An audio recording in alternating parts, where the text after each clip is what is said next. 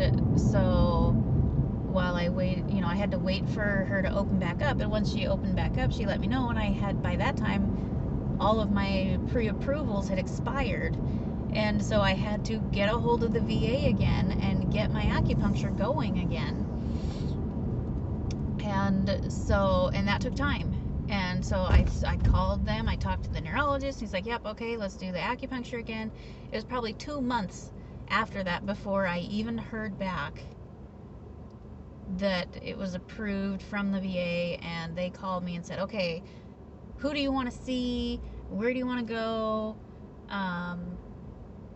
And I was approved for a certain amount of weeks and 10 visits. And so I'm coming up on the last 2 weeks, and I just called my neurologist today, and of course I had to leave a voicemail. And so now I'm going to call my primary care provider at the VA and have them just send in the approval, and hopefully that will work, because otherwise it's going to take me months. I'm going to have another break in my acupuncture. So this story is to tell you, universal health care is awful. It is so bad. It is so much nicer when you have choices. Like, I can't stress this enough. Having the choice to make, being able to make your own choices is so important. And I mean, it makes you who you are. It makes you human, being able to express your choices and follow them and make them. I fully support my body, my choice, and I support it in everything. It is your body. It is your choice to do what you want with it. It should not be up to anyone else. And so that applies in everything. And having universal health care, while it sounds great because everyone has insurance now, everyone can get what they need, it's not true. That's not how it ends up working. And so I think opening up the markets, and I don't know, like, I've had this thought and I've shared it before, like, maybe we can talk to like Jeff Bezos, and instead of having an Amazon head tax, we can do talk to him about, hey, let's eliminate the head tax, and instead all of your employees, no matter if they're temporary, permanent, full-time, part-time, doesn't matter, if they're your employee, they're automatically covered in health insurance that will cover you for everything. Like tip top, like top tier health insurance, everything. Get people put on Aflac, because that's amazing. I've never been able to afford it, but I really want it. It's worthwhile to have it. But all of these, and then maybe that will set the tone, and we can get other companies to get on board with that and actually take care of their employees for once. Like, because the frustrations with the VA, like, I had one of my back teeth, not my wisdom tooth, I don't think, but it was the one right next to it. I don't know what they're called. My molar? I don't know. I thought that was the wisdom tooth. I don't know. I'm not a dentist, and I don't study that stuff. So anyways, I was chewing on some food one night, and it cracked in half. And so I went to the VA, or I called them at first, because I was like, oh no, I need, emergency dental care, and it was during the lockdown. And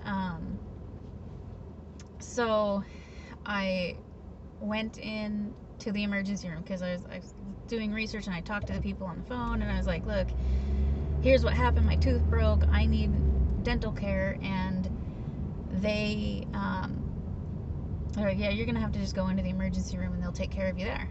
And they said that they would, so I was like, okay, cool. I go in, and they're like, well, you don't have any disabilities related to your teeth, and so we can't cover your dental care, no matter if it's an emergency or not. And so I had to call around, and I don't have a lot of money. Like I've said before, I don't have a college degree. I don't make 6 figures a year. I am a worker bee, and so I don't have um, I don't have all this money to spend on dental, and I don't have dental insurance because I don't stay with a company long enough. I mean, that sounds bad, but I I get health insurance and I don't end up using it. And then when I need it, I don't have it. I don't know. It was a long story, I guess. I don't know. Anyways, it's not the point. The point is, so I didn't have health insurance, I didn't have dental insurance, and so I called around and I was like, look, I need a quote. My tooth is broken in half. It's killing me. Um, None of the home remedies are touching it, and I need this tooth taken out. And I was like, I just need an estimate on how much I need to have to get the tooth taken out because I don't have dental insurance. And they're like, oh, well, everyone I've called in Seattle at least was like, we can't give you a quote without having an exam first. And the exam was like $200. It's like, so what the heck? Like, how is this helpful? So I finally got into a dental place down in Puyallup, and because I called them and they gave me a quote. They were like, okay, well, it's going to be roughly this, and you know, that includes, they had a deal going on, and it was only for emergencies because of the lockdown and everything. And so so I went with them, and so now I go to Puyallup for my dental care because I can afford it, and I was able to get in, and they worked with me. And the VA, my universal health care, did not cover it. And if they had, the wait was probably going to be astronomically long. From what I've heard about the healthcare in Canada, is the wait list takes forever. So yeah, you get the care you need, but it's at a cost. And are you willing to wait to get that care you need? I mean, we have amazing doctors here. People fly from all across the country to come to Seattle for our health care.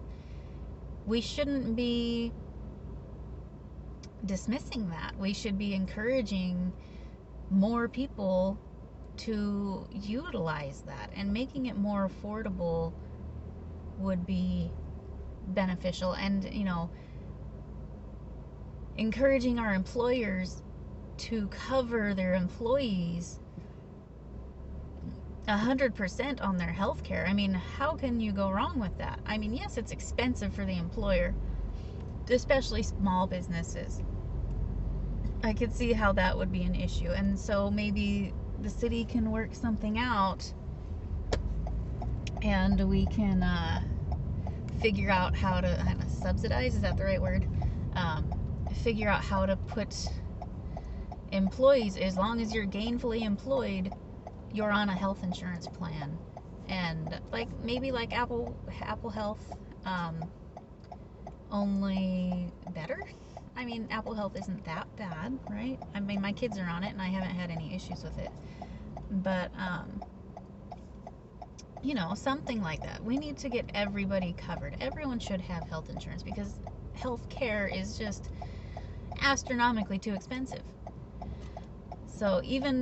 So my oldest son went through cancer treatments. He had T-cell ALL. It's a acute lymphatic